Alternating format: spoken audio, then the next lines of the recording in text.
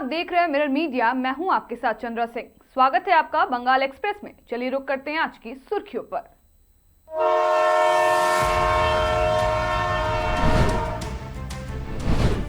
पानागढ़ चौराहे पर ट्रैक्टर टोटो टक्कर से मचा बवाल। टोटो चालक गंभीर रूप से घायल। एनएच जाम, लाठीचार्ज में 2 गिरफ्तार।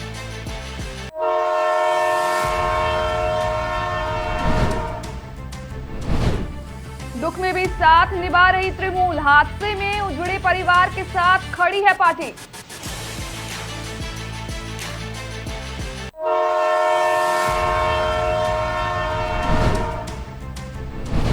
एसआईआर फॉर्म नंबर 7 जमा करने की कीमत। बीजेपी कार्यकर्ता पर हमला। कालना में सियासी तनाव।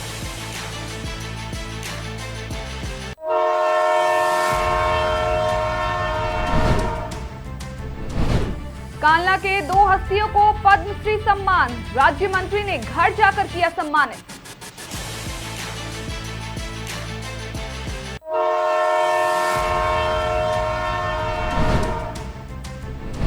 कांग्रेस नेता की दुकान पर हमला। पैसे मांगने पर बदमाशों ने की मारपीट।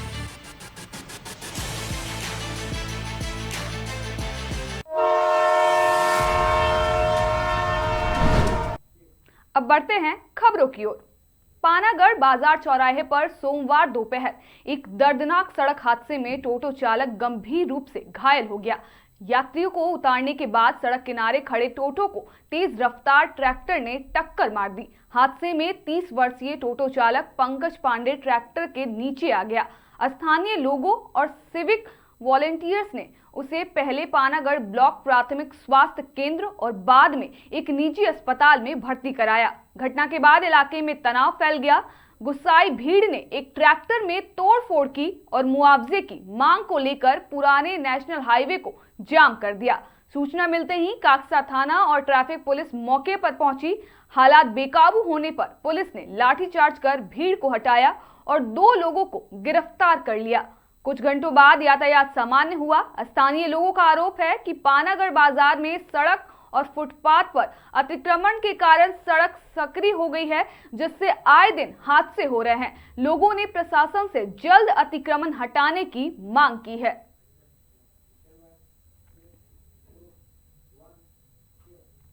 एक ही परिवार के 5 लोगों की दर्दनाक दुर्घटना में मौत के बाद भी गोगला इलाके की तृणमूल कांग्रेस आज तक उस पीड़ित परिवार के साथ खड़ी है। बता दें कि 2022 का है, जब 26 जनवरी के दिन पूरा देश गणतंत्र दिवस मना रही थी। उसी वक्त पांडेश्वर विधानसभा के दुर्गापुर फरीदपुर ब्लॉक के मधाईपुर इलाके में इस हृदय विदारक हादसे ने सभी को झकझोर कर रख दिया था। घटना के बाद से ही पांडेश्वर विधानसभा के विधायक नरेंद्र नाथ चक्रवर्ती ने नेतृत्व में गोगला क्षेत्र की तृणमूल कांग्रेस पीड़ित परिवार के साथ खड़ी रही है। पूजा और गणतंत्र दिवस जैसे अवसरों पर परिवार को नए कपड़े और 1 महीने का राशन उपलब्ध कराया गया। गोगला क्षेत्र तृणमूल कांग्रेस के अध्यक्ष गौतम घोष ने कहा कि विधायक के निर्देश पर पार्टी हमेशा संकट में पड़े लोगों के साथ खड़ी रहती है। गणतंत्र दिवस के अवसर पर राष्ट्रीय ध्वज फहराने के बाद हादसे में मारे गए लोगों को श्रद्धांजलि भी अर्पित की गई।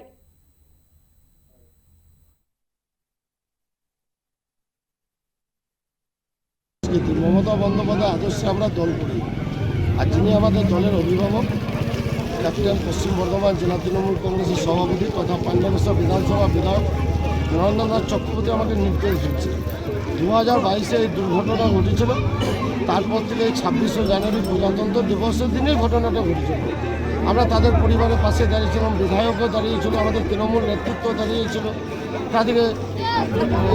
তাদের সৎ কাজ, তাদের पूर्व वर्धमान के कालना से सामने आई एक गंभीर सियासी घटना। एसआईआर ऑब्जर्वेशन फॉर्म नंबर 7 जमा करने के बाद बीजेपी कार्यकर्ता उत्पन्न मित्रा पर कथित हमला किया गया। मामला वोटर लिस्ट से जुड़ा है, जहां एक ही व्यक्ति के नाम पर 3 अलग अलग जगहों पर वोटर कार्ड होने का आरोप है। कालना नगर पालिका में 2 और नवदीप नगर पालिका में 1 वोटर कार्ड। बीजेपी का आरोप है कि इसी गड़बड़ी को लेकर चुनाव आयोग में शिकायत करने की वजह से सरस्वती पूजा के दिन उत्पल मित्रा को बुलाकर पीटा गया। पीड़ित ने कालना थाना में शिकायत दर्ज कराई। वहीं तृणमूल से जुड़े आरोपी अमित शाह ने इसे राजनीतिक साजिश मानने से इनकार किया है और इसे निजी विवाद बताया है। मामले की निंदा करते हुए नेता प्रतिपक्ष शुवेंदु अधिकारी ने भी बयान दिया है, जबकि विष्णुपुर के सांसद सौमित्र खान पीड़ित कार्यकर्ता से मिलने उसके घर पहुंचे। अब सवाल यही है, क्या वोटर लिस्ट में गड़बड़ी उजागर करना अपराध बनता जा रहा है या फिर यह सिर्फ एक निजी विवाद है? जांच अब पुलिस के हाथ में है।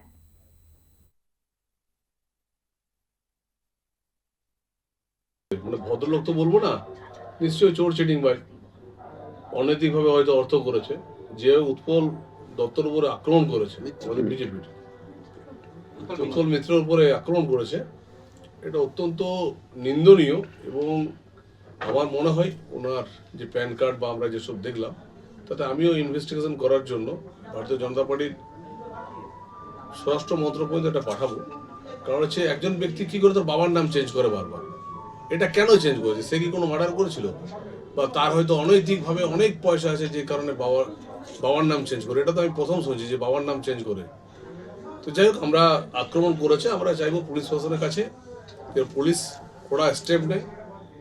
কারণ পুলিশের কাছে এইটুকুই আবেদন থাকবে যাতে সেই ব্যক্তি অ্যারেস্ট হয়, কোনো রাজনীতি না দেখে তার অ্যারেস্ট। আপনি আজকে থানায় কি কারণে অভিযোগ করতে এলেন? থানায় এই কারণে অভিযোগ করছে যে গত 23 তারিখ সরস্বতী পুজোর দিন বিকেল 4টের সময় আমার কি ক্লাব মেম্বারের একজন ডাকে, তার ডাকে আমি সাড়া দিয়ে আমি ক্লাবে যাই। বিকেল 4টের সময় যাওয়ার পরে ওখানে দেখি এক ব্যক্তি অমিত শাহ বসে আছেন এবং তার সঙ্গী নিয়ে ছোটন নন্দী এবং অনিরুদ্ধ দেবনাথের সাথে। তো আমি যাওয়ার পরে ক্লাবে প্রথম ঢুকি না, তারপরে আমাকে যে ব্যক্তি ফোন করে, সে আমার খুব ঘনিষ্ঠ, সে আমার ভেতরে ডেকে নিয়ে যায়। ডেকে নিয়ে যাওয়ার পরে অকস্মাৎ হামলা করে অমিত শাহ। তার কারণ হচ্ছে গিয়ে তার একটা বিধানসভায় দুটো এপিক নাম্বার, আর হচ্ছে আমাদের কালনা নবদ্বীপ বিধানসভায় আরেকটি এপিক নাম্বার, মোট 3টে এপিক নাম্বার হোল্ডার হচ্ছেন অমিত শাহ। এবং সেখানে দু জায়গায় দুটো বাবার নাম। এখানে যে বাবার নাম সম্পর্কিত সে বাবা নন, বায়োলজিক্যাল ফাদার নন। আর যিনি হচ্ছে গিয়ে নবদ্বীপে যে ভোটার কার্ডটা উনি করেছিলেন সমস্ত ডকুমেন্টেশন দিয়ে, সেই ডকুমেন্টেশনে যিনি বাবা দেখানো হয়েছেন স্বপন সাহা বলে নাম, তিনি হচ্ছেন ওনার বায়োলজিক্যাল ফাদার। তো সেই ডকুমেন্টেশন আমি খবর পাওয়ার পর সেই ডকুমেন্টেশন আমি কালেক্ট করি। কালেক্ট করার পরে আমি ইমেল মারফত সমস্ত নির্বাচন কমিশনের যত রকম দপ্তর আছে সমস্ত দপ্তরে মেল করি এবং বিভিন্ন পোস্ট করি, এবং তাতে হচ্ছে বিভিন্ন চ্যানেল মাধ্যম সব ট্যাগ করা থাকে। আর সেইটাতে তার আক্রোশ তৈরি হয়। আক্রোশ তৈরি হওয়ার পর এরা এই আমাকে মার্ডার করার, মেরে ফেলার জন্য।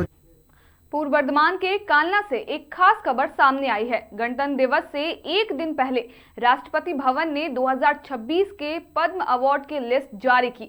इस साल देश भर में 131 लोगों को उनके उत्कृष्ट योगदान के लिए पद्म भूषण, पद्म विभूषण और पद्मश्री से सम्मानित किया जा रहा है। बंगाल के 11 जाने माने लोगों में से कालना के 2 लोग भी इस लिस्ट में शामिल है। बरुईपारा के ज्योतिष देवनाथ को बुनाई इंडस्ट्री में उनके योगदान के लिए और गोवारा गांव के रविलाल टूडू को शिक्षा और साहित्य में शानदार काम करने के लिए पद्मश्री से नवाजा गया। सोमवार सुबह राज्य मंत्री स्वपन देवनाथ ने दोनों के घर जाकर उन्हें सम्मानित किया और उनके साथ बातचीत भी की। इस सम्मान से पूरे कालना और पूर्वी बर्धमान जिले में उत्साह का माहौल है। मंत्री ने उम्मीद जताई कि उनकी उपलब्धियां नई पीढ़ी को प्रेरित करेंगी।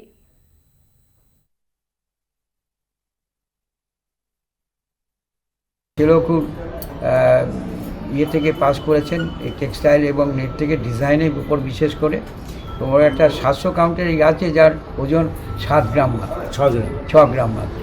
এগুলো একটা ইনোভেটিভ চিন্তা থেকে হয়েছে, অতএব যথার্থই পুরস্কার পেয়েছেন বলে মনে করি। পদ্মশ্রী একটা গর্বের ব্যাপার। আর কালনা মহকুমাতে पद्मश्री আর কেউ পেয়েছে বলে অতীত আমার জানা নেই। पूरे देश के साथ साथ पूर्व बर्धमान जिले के कालना में भी 77वां गणतंत्र दिवस पूरे उत्साह और देशभक्ति के माहौल में मनाया गया। कालना के अघोरनाथ पार्क स्टेडियम में आयोजित कार्यक्रम के दौरान परेड और ध्वजारोहण के साथ गणतंत्र दिवस समारोह संपन्न हुआ। इस अवसर पर कालना सब डिवीजन एडमिनिस्ट्रेटर अहिंसा जैन, कालना एसडीपीओ अफजल अबरार समेत प्रशासन के कई वरिष्ठ अधिकारी मौजूद रहे। राष्ट्रीय ध्वज फहराने के साथ पूरे स्टेडियम में देशभक्ति का माहौल देखने को मिला और समारोह सफलतापूर्वक संपन्न हुआ।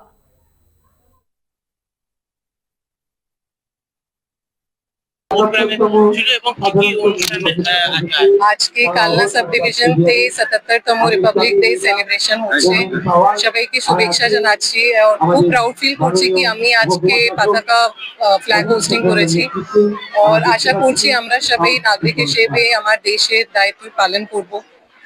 ধন্যবাদ। আচ্ছা, বলছি কি দেখা গেল অনুষ্ঠান চলাকালীন ব্যান্ডের একটা বিভ্রাট হলো, বেশ কিছু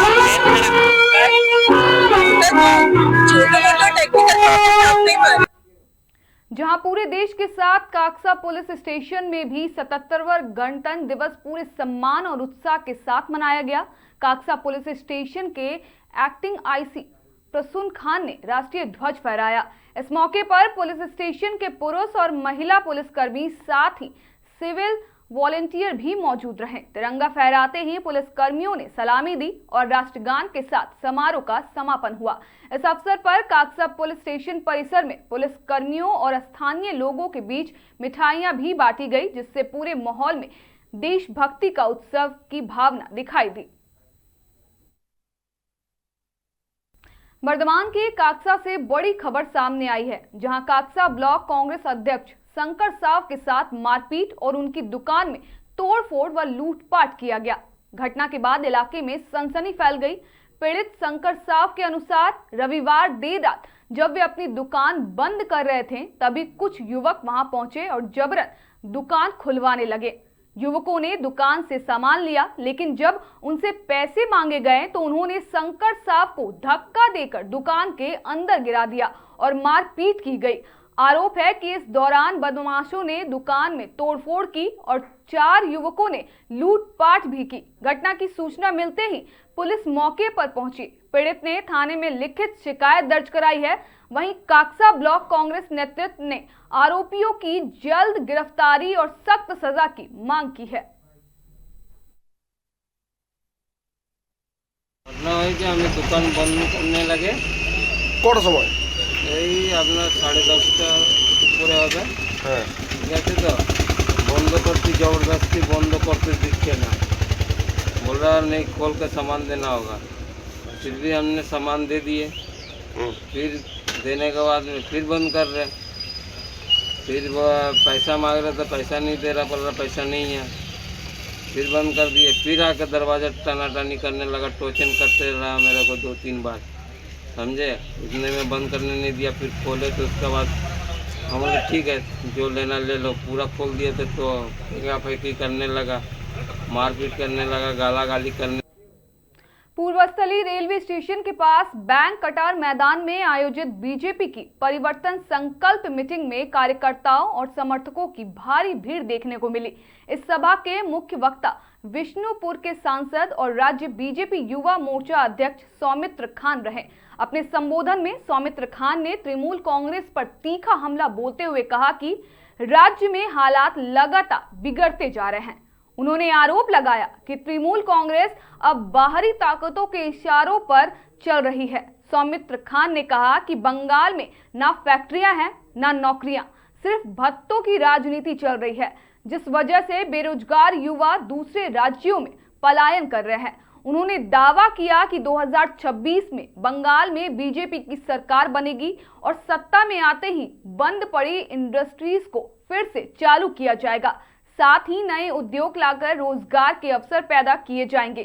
सभा में मौजूद राज्य बीजेपी किसान मोर्चा अध्यक्ष राजीव भौमिक ने पूर्वस्थली नॉर्थ के तृणमूल विधायक पर भ्रष्टाचार के आरोप लगाए।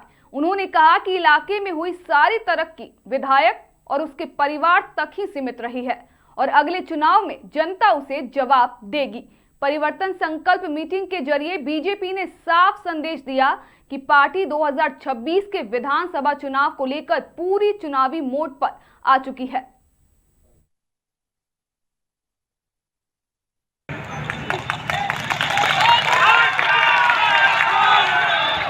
তৃণমূলকে ভোট দেওয়া মানে মুসলিমের ঘরে নিজের মেয়েকে বিয়ে দেওয়া, এটা কথা মনে রাখবেন। যদি এটা করতে পারেন তাহলে তৃণমূলকে ভোটটা দেবেন। আমার এই কারণে বলছি, কারণ ওরা বলছে বাংলা ভাষাকে বিজেপি পছন্দ করে না। বাংলা ভাষাকে যদি বিজেপি পছন্দ না করছে তাহলে আমরা সাংসদরা এত প্রকল্প আনছি কি করে? আমরা গঙ্গার নিচে মেট্রো আমরা করেছি, ভারতীয় জনতা পার্টি করেছি নরেন্দ্র মোদীর নেতৃত্বে। গঙ্গার নিচে মেट्रोটা যদি কেউ করে থাকে नरेंद्र मोदी जी করেছেন। फिलहाल के लिए इतना ही। बाकी तमाम खबरों के लिए देखते रहें मिरर मीडिया।